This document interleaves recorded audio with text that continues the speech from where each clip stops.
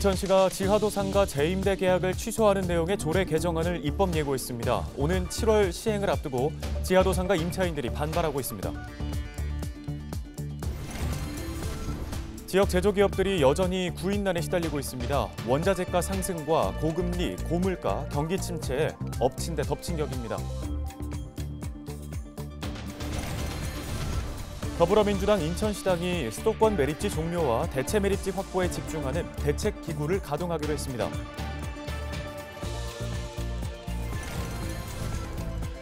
설 명절을 앞두고 손님을 맞는 전통시장이 활기를 띠고 있습니다. 지난 여름 집중호우 침수 피해를 딛고 다시 손님을 맞고 있는 우리 지역 전통시장의 분위기를 살펴봅니다.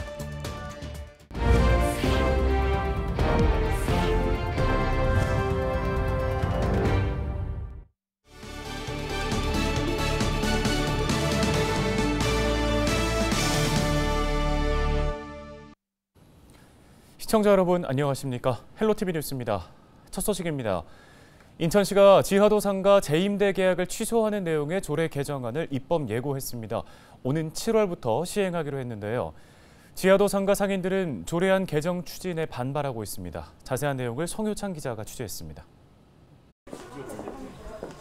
지난해 11월 인천시는 지하도상가 점포를 빌린 뒤 다른 상인들에게 재임대하던 임차인들에 대해 행정처분을 예고했습니다. 말 그대로 계약을 해지하겠다는 것입니다. 2개월이 지난 지금 인천시는 행정처분을 위한 조례 개정에 나섰습니다. 지하도상가 관리 운영 조례 일부 개정안을 통해 실제 집행까지 진행하겠다는 것. 일단은 조례는 이제 그렇게 하고 그다음에 이제 7월 1일부터 이제 개시가 되는 건 맞아요. 맞는데 저희가 생각하지 못한 다방면의 의견을 저희가 의견을 다 수렴할 계획을 갖고 있습니다. 개정안을 보면 우선 상가 임차인이 권리를 포기하는 경우 수의계약으로 상가를 재임대한 전차인이 해당 점포를 사용할 수 있게 했습니다. 또 임대차 계약을 하지 못한 전차인에게는 시가 보유하고 있는 잔여 점포를 지명경쟁 방법으로 사용할 수 있게 했습니다. 전차인이 수의계약이나 지명경쟁 계약으로 사용허가를 받은 경우에는 사용기간을 5년으로 하되 1회 연장이 가능해 최대 10년까지 보장해주기로 했습니다. 다만 그 기간은 관리 수탁자의 잔여 기간을 넘지 못하며 지난해 2월 14일까지 관리 수탁자로부터 승인받은 전차인이 대상입니다. 인천시는 임차인과 전차인이 상가 운영 여부를 판단할 수 있게 조례 개정 기간을 고려해 오는 6월 30일까지 숙려 기간을 운영하기로 했습니다. 이후 7월 1일부터는 전대를 유지하는 경우 사용허가 취소와 계약 해지 등 행정 절차를 개시할 방침입니다. 이번 시의 결정에 지하도상가 임차인들이 반발하고 나섰습니다. 전차인 대책만 있고 정작 임차인 대책은 없다는 것. 특히 인천시가 직접 나서 양도 양수는 물론 재임대까지 허용해 실질적으로 재산권 행사를 할 수 있게 해놓고 이제 와서 불법이라며 개인 재산을 빼앗고 있다는 것입니다. 양도 양수 전대를 할 수 없게끔 했으면 지금 이런 피해는 전혀 없을 거라고 생각합니다. 그래서 근본적인 기책 사유는 이제 이렇게 인천시에 있기 때문에 인천시가 사실 나서가지고 이것을 우리를 보호해주는 게 맞습니다. 6개월도 채 남지 않은 재임대 계약 해지. 인천시는 오는 30일까지 임전차인들의 의견을 수렴하기로 한 가운데 시와 임차인 간 입장차가 커 갈등은 더욱 커질 것으로 보입니다. 헬로티비 뉴스 송효창입니다. 더불어민주당 인천시당이 수도권 매립지 종료와 대체 매립지 확보에 집중하는 대책기구를 가동하기로 했습니다. 민주당 인천시당은 신동근 국회의원을 위원장으로 12명의 시구 의원이 참여하는 수도권 매립지 종료 TF를 구성해 활동에 들어간다고 밝혔는데요. TF는 수도권 매립지 4자 협의체인 인천시와 서울시, 경기도와 환경부가 조속히 대체 매립지를 확보하고 수도권 매립지 종료 로드맵을 제시하도록 촉구하겠다는 계획입니다. 또한 유정복 인천시장의 수도권 매립지 임기 내 종료 공약 이행 상황도 점검하겠다는 방침인데요. TF는 향후 민간 전문가로 자문위원단을 꾸리고 현장 방문과 토론회, 공청회 등을 진행할 예정입니다.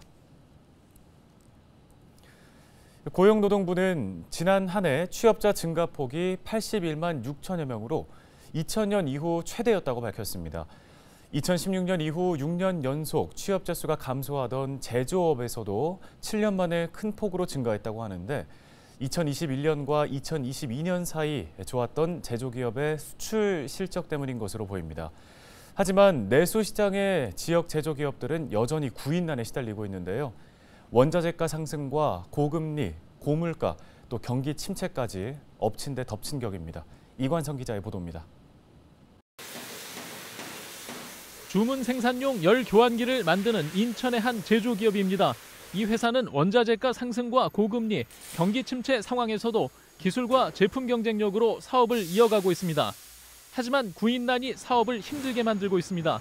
제품 특성상 숙련 기술자들이 꼭 필요한데 일할 사람을 구하기가 어렵기 때문입니다.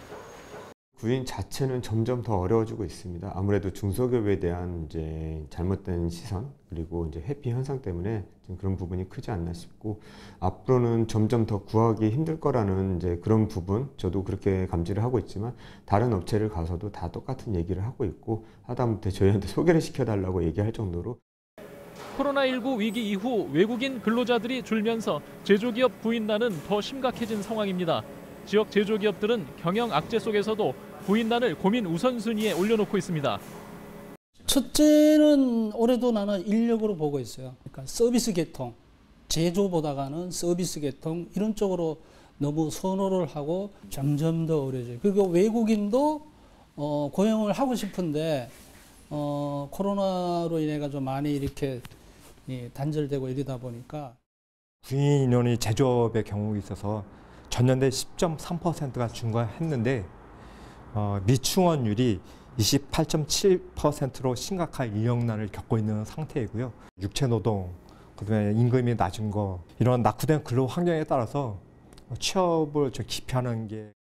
구직자들이 제조업보다 서비스업을 선호하는 현상도 제조기업의 구인난을 가중시키고 있습니다. 땅값 때문에 도심 외곽에 자리 잡는 제조기업들의 위치도 대중교통을 이용하는 구직자들에게 기피 요소입니다. 정부는 올해 뿌리기업의 애로사항을 맞춤형으로 지원하는 기업 도약 보장 패키지 사업을 국정과제로 삼고 있습니다. 부족한 인력을 해결하기 위해 지난해 6만 9천 명에 그쳤던 외국인 근로자 고용 허가 규모도 올해 11만 명까지 늘릴 계획입니다. 늘어가는 경영 악재와 구인난 속에서 지역 제조기업들이 얼마나 더 버틸 수 있을지 걱정이 늘고 있습니다. 헬로티비 뉴스 이관성입니다.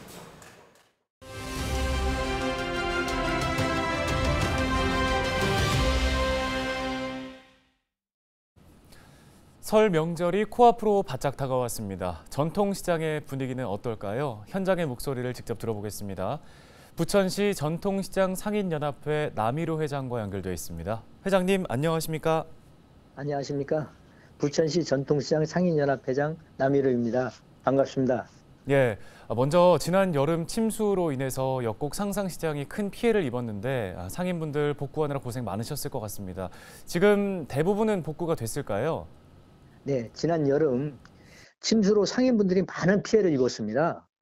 역곡 상상시장은 피해 당일 전체 상인들이 모여서 밤을 새워 신속하게 복구 작업을 한 덕분에 대부분 복구를 마치고 영업을 할 수 있게 되었습니다.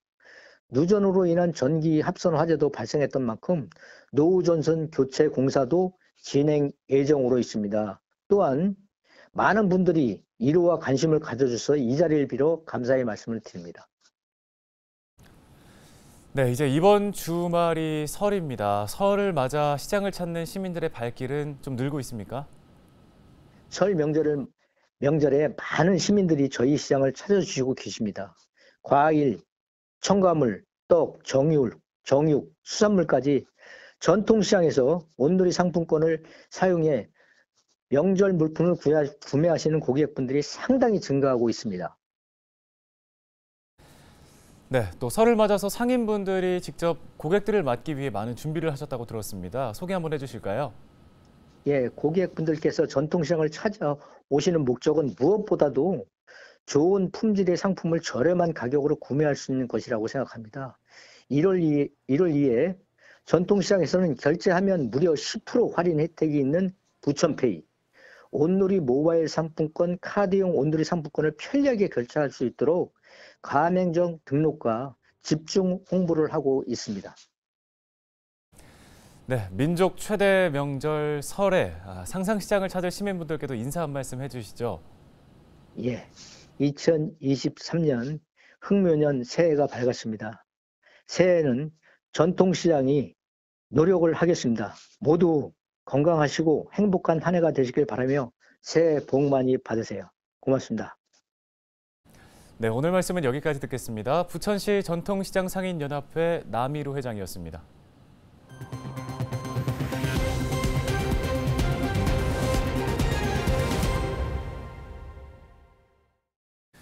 네, 도로 위에 낀 살얼음, 이른바 블랙 아이스가 겨울철 운전자들을 위협하고 있습니다. 눈에 잘 보이지 않기 때문에 차가 미끄러지면 당황할 수밖에 없는데요.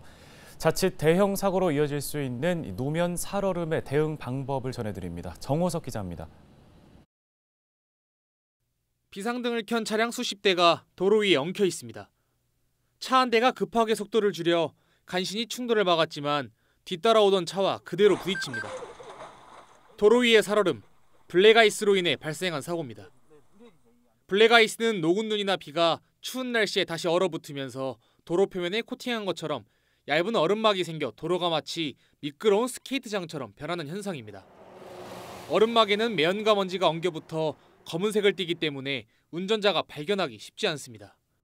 운전자가 알아차리기 어려워 자칫 방심하면 큰 사고로 이어질 수 있어 블랙아이스로 인한 사고에 항상 대비하고 있어야 합니다. 블랙아이스는 그늘진 도로나 터널 출입구, 지하도와 고가도로에서 주로 발생합니다. 전문가들은 평소 감속 운전과 안전거리를 확보해 운전하는 것이 가장 중요하다고 말합니다. 또 빙판길에선 제동거리가 더 길어지기 때문에 주행 전 타이어의 만모 상태와 적정 공기압을 유지하고 있는지 점검해야 합니다. 빙판길 안전운전 요령도 미리 알아두는 것이 좋습니다.